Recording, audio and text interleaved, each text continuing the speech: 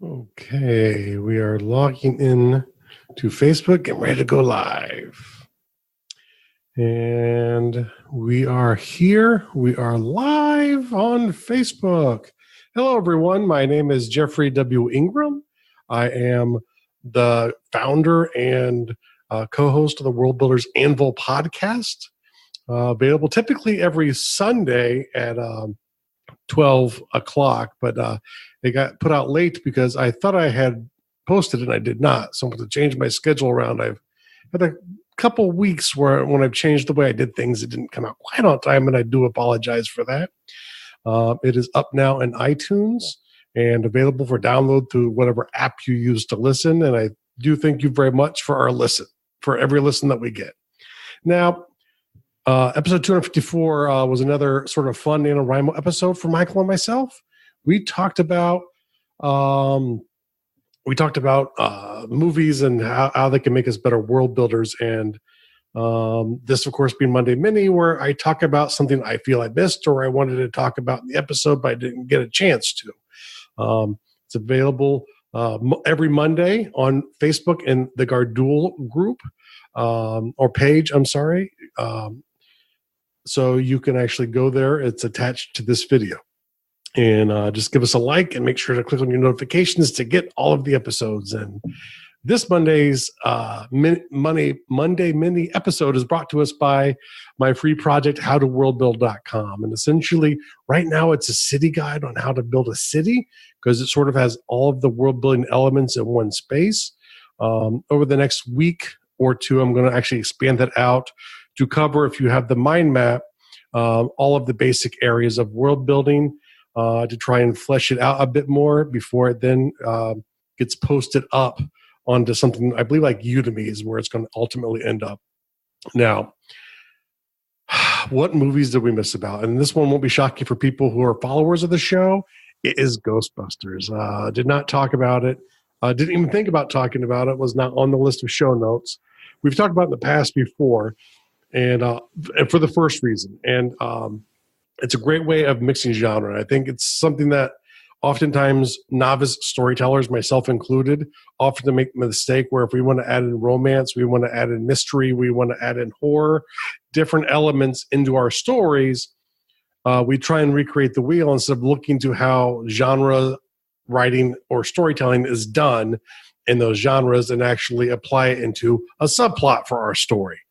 So we love this. So we do love the brilliance of genre. Obviously, I would argue that Ghostbusters is a horror movie with comedy elements, although you can argue it the other way around, and you could say it is actually a horror movie that is, or you could say it's a comedy that has horror elements, but really it was built first as a horror movie. And you can see it in a lot of the ways it's filmed. When they're out in the city during the day, it's nice, bright, like big, sweeping views of the world. It's gorgeous and it shows off New York City at its best. But then when they get into the areas with horror, the closer they get, the darker, the closer up the shots get, at least in my memory. It's been a while since I've actually seen the Ghostbusters movie. I did not watch the new one. If you did and you liked it, let me know what I missed below. But the other thing I want to point out too was it had very simple world building, right? There were gods and possession, and it dealt with it very quickly. It did not go into a lot of detail. It did not reveal how the world building worked necessarily, but it seemed to have a sort of a systematic approach for how ghosts worked and how your machines could capture ghosts. Not realistic, but believable. For a person who does not know how to hunt ghosts, it seemed like if I was going to hunt ghosts, it would be the way I go. And I think a lot of times when we're writing fantasy or maybe even horror or dealing with metaphysical stuff in fiction, there's, I think, this misguided belief today that things have to be not only realistic, but explained in a realistic way. And one of the things I liked about the world building here was it was believable to the story presented, but it was not necessarily realistic. But then again, I don't know how you can make ghost hunting realistic. unless, of course, you believe in ghosts, which I don't know because I don't know. I've not seen any evidence for ghosts, so I can't say I believe in them, but can't say they don't exist either. Excellent storytelling. It's just a really well-written story, well-executed story. And the thing I liked is the characters were built up, and the building up of the characters became central to the story. Beckman, because of who he was, sort of helped lead them down the path to get to Gozer. So the character building was excellent. And I think sometimes characters are forgotten about when you focus too much on world building. You forget the most important element of world building is character development, as it is for all forms of fiction. But sometimes in fantasy, outside of maybe the main character, there isn't a lot of development of character. But even, the Rick Moran neighbor was very well developed. All of the characters in there were well developed. You could have done the story with other characters and it would have been a different story. So I think because of the great character development and the way the characters were central to the plot as it happened, really, is the first sign of great storytelling. And I do think the storytelling in Ghostbusters was really good, which is probably why the movie was remade not too long ago.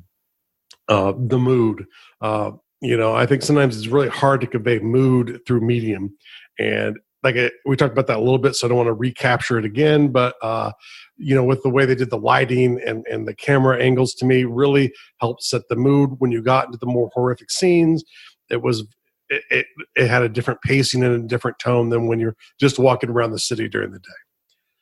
And of course, the most important reason why I forgot to mention this was this movie turned a generation of people against the Stay Puft Marshmallow Man, because he was a horrible, evil, nasty villain and needs to be stopped at all cost.